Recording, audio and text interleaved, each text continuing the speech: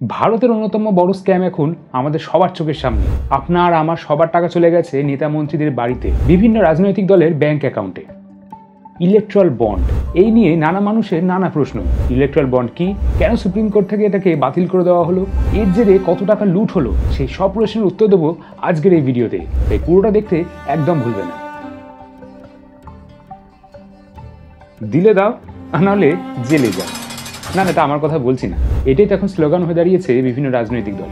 অনেক সংস্থাকে বলা হচ্ছে যে ভোটের জন্য এটার টাকা দিতে হবে, আর না হলে জেলে যেতে হবে। এইভাবেই চলছে এখন রাজনীতি। আর তার মধ্যেই উঠে এসেছে এই ইলেকট্রাল বন্ডকে নিয়ে স্ক্যাম। 2017 সালে বিজেপি সরকার ঠিক করেছিল, যে তারা এবার থেকে বিভিন্ন পার্টির চাঁদা যেটা ওঠে সেটা তারা ইলেকট্রাল বন্ডের মারফতে নেবে। এবার আপনাদের প্রশ্ন নিশ্চয়ই আসছে যে ইলেকট্রাল বন্ডটা কি। ধরুন ইলেকট্রাল বন্ডটা অনেকটা কুপনের মতো। আপনি ব্যাংকে গেলেন, ব্যাংকে গিয়ে বললেন আপনাকে 1000 টাকার একটা কুপন দিতে। আপনি সেই কুপনটা ব্যাংক থেকে নিলেন এবং আপনার প্রিয় পছন্দের যে রাজনৈতিক দল আছে তার কাছে সেই কুপনটা দিয়ে দিলেন। তারা কি করলো, সেই কুপনটা নিয়ে সেই নির্দিষ্ট ব্যাংকে গেল এবং সেখান থেকে আপনার দেওয়া 1000 টাকাটা তারা পেয়ে যাবে। তো এইটা হচ্ছে ইলেকট্রাল বন্ড। এবার এর মধ্যে কোথায় গন্ডগোলটা হয়েছিল, কেন এটা বাতিল করা হলো, এই নিয়ে আসবো। তবে তার আগে একটা কথা বলতেই হচ্ছে, আমি কোনো রাজনৈতিক দলের সমর্থক নই। আমি একজন সাধারণ মানুষ এবং আমি একজন সাধারণ মানুষ হিসেবে যা যা মনে করেছি, যা যা দেখেছি, যা যা রিসার্চ ওয়ার্ক করে বেরিয়েছে, সেই সব কিছু নিয়ে আজকের এই ভিডিও করা এবং আপনাদের সামনে আনা, যাতে আপনারা একটু হলেও ওয়াকিবহাল থাকেন। বর্তমানে যতগুলো রাজনৈতিক দল আছে সবাই কিন্তু এই ইলেকট্রাল বন্ডকে নিয়ে কিছুই বলেনি। শুধু একটি মাত্র দল বলেছিল যেটা তারা গ্রহণ করবে না, আর তারা হলো সিপিএম। তারাই একমাত্র বলেছিল যে এই ইলেকট্রাল বন্ডকে নিয়ে তারা কোনোভাবেই উৎসাহ নয়, তারা কোনোভাবেই এটাকে অ্যাকসেপ্ট করবে না। বাকি সবাই অ্যাকসেপ্ট করেছে। এবার চলুন জানা যাক এক্স্যাক্টলি ঠিক কী হয়েছিল। এই ইলেকট্রাল বন্ড কেন এসেছিল জানেন? আপনারা আমার মতন যারা সাধারণ মানুষ আছে বা অন্যান্য যারা সংস্থা রয়েছে, তারা কে কাকে কত টাকা দিচ্ছে যাতে কেউ জানতে না পারে। মানে অন্য রাজনৈতিক দল জানতে পারবে না কে কাকে কি দিয়েছে, তুমি কাকে কি দিয়েছো, কেউ কারোরটা জানতে পারবে না। কিন্তু এর মধ্যে দুখানা গন্ডগোল রয়েই গেছে। কি সেই গন্ডগোল? এক হচ্ছে সাধারণ মানুষ হিসাবে এই তথ্য গোপন করা, এবং দ্বিতীয়ত আপনি যদি এই ইলেকট্রাল বন্ডের ওপর ইউভি রে দিয়ে দেখেন, শুধুমাত্র ইউভি লাইট দিয়ে, তাহলে দেখতে পাবেন একটা হিডেন কোড রয়েছে। সেই হিডেন কোডটা কি? শাসক দল এখন অনেকেই বলছে যে সেটা শুধুমাত্র সিকিউরিটির জন্য ইউজ হয়েছিল, অন্য কিছু নয়। কিন্তু পরে সেটা দেখা গেল এই নম্বর দিয়েই ট্র্যাক করা হতো কোন সংস্থা কাকে কত টাকা কোন দিন দিয়েছে।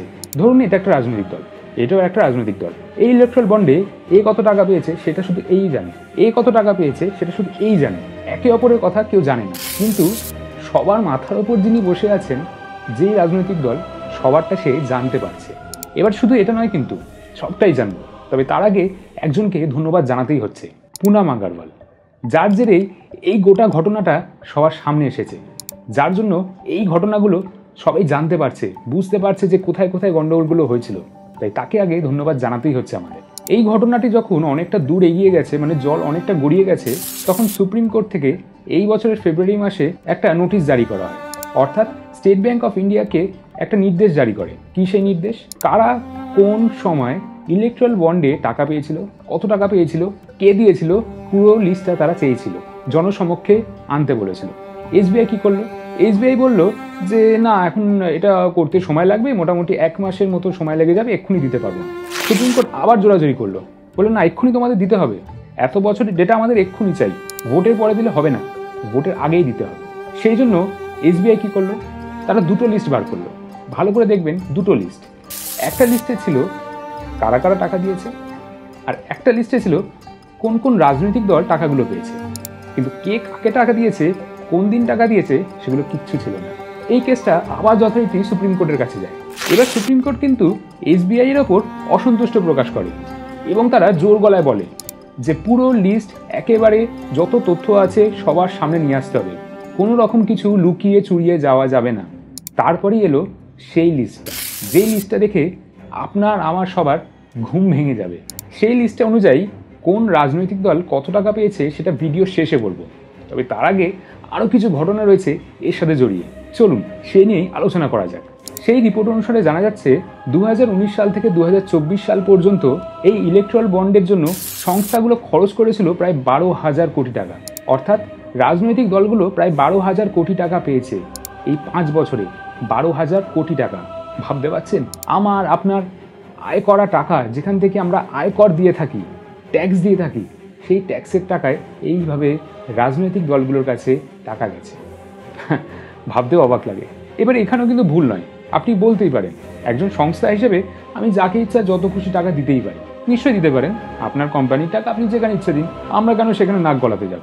কিন্তু নাক গলাতে হচ্ছে, তার কারণ এই যে সংস্থাগুলো যারা কিনা এই রাজনৈতিক দলকে টাকাগুলো দিয়েছে, তারা কোনো না কোনোভাবে আমাদের সরকারি প্রকল্প, সেটা ব্রিজের কনস্ট্রাকশন হতে পারে, কোনো বিল্ডিংয়ের হতে পারে, বা কোনো টানেলের হতে পারে, তারা কিনা সেই সব কাজের টেন্ডার পেয়ে গেল। অবাক করে না সেই জিনিসটা? এবং শুধু যে টেন্ডার পেয়েছে সেটা নয়, কিন্তু এই যে সংস্থাগুলো রয়েছে তাদের বিরুদ্ধে ইডি সিবিআই এর চার্জশিট রয়েছে, তাদেরকে এই কাজগুলো দেওয়া হয়েছে। এবং কিভাবে হয়েছে টোটাল জিনিসটা সেটা নিয়ে আসছি আপনাদের সামনে। আপাতত আমি 2-3টে কোম্পানির কথা বলছি। একটা হচ্ছে future gaming and hotels private limited. এই সংস্থা 2019 সাল থেকে 2024 সাল পর্যন্ত ইলেকট্রাল বন্ড কিনেছে 1300 কোটি টাকার। একটি মিডিয়া রিপোর্ট অনুসারে দেখা যাচ্ছে এই যে সংস্থাটি রয়েছে তারা এককালীন 100 কোটি টাকার ইলেকট্রাল বন্ড কিনেছিল। তার ঠিক আগের মাসেই তাদেরকে সিবিআই রেড করে, অর্থাৎ সিবিআই রেড করার ঠিক 1 মাস পরেই তারা ইলেকট্রাল বন্ড কিনে। কোন রাজনৈতিক দলের জন্য কিনেছে সেটা আমি এখানে ডিসক্লোজ করবো না, সেটা আপনারা নিজেরাই বুঝতে পেরে যাবেন। আর একটা কোম্পানি আছে যার নাম হচ্ছে মেঘা ইঞ্জিনিয়ারিং, এবং তার সঙ্গে বেদান্তা লিমিটেড বলে একটা কোম্পানি। যখনই দেখলো ইডি তাদেরকে রেড করছে, তারা কিছু টাকা দিয়ে ইলেকট্রাল বন্ড কিনে নিল। এবং তারপরে কি হয়েছে সেটা শুনলে আরও চমকে যাবেন আপনারা। এই যেমন ধরুন মেঘা ইঞ্জিনিয়ারিং সংস্থাটি, এরা জজিলা টানেল প্রজেক্টের কাজটা পেয়েছিল, সেটা হিমালয়ের কাছে গেলেই দেখতে পেয়ে যাবেন। তারা একটা নামি দামি সংস্থাকে বিট করে টেন্ডার পেয়ে যায়। কি করে পেয়ে যায় টেন্ডার? সেই লিস্ট অনুযায়ী দেখা যাচ্ছে 2019 সাল থেকে 2024 সাল পর্যন্ত এই সংস্থাটি মোট 960 কোটি টাকার ইলেকট্রাল বন্ড কিনেছিল। এবং তার জেরে তারা কত টাকার প্রজেক্ট পেয়েছে সেটা একটু দেখে নিন। বুঝতেই পারছেন কি বললাম? তাহলে আপনারা যদি চান তাহলে এই বিষয়ে আরও ভিডিও বানাতে পারি। আপাতত আজকে এতটাই রাখতে চাইছি, বাকিটা আপনাদের হাতে ছেড়ে দিলাম। যদি ভিডিওটা ভালো লেগে থাকে তাহলে লাইক করো, কমেন্ট করো, সাথে সাথে চ্যানেলে যদি নতুন হয়ে থাকো তাহলে সাবস্ক্রাইব করতে ভুলো না কিন্তু। আর ফেসবুকে যদি দেখে থাকো তাহলে ফলো বাটনটায় ক্লিক করে দিও, কারণ আমি চেষ্টা করছি নানা বিষয়ের ওপর কেস স্টাডি করতে, যেখানে ভালো খারাপ সব কিছু নিয়েই আলোচনা হবে, তথ্য সমেত। পরে আবার দেখা হবে অন্য কোনো ভিডিওতে। আজকের মতন এতটাই, চলো টাটা।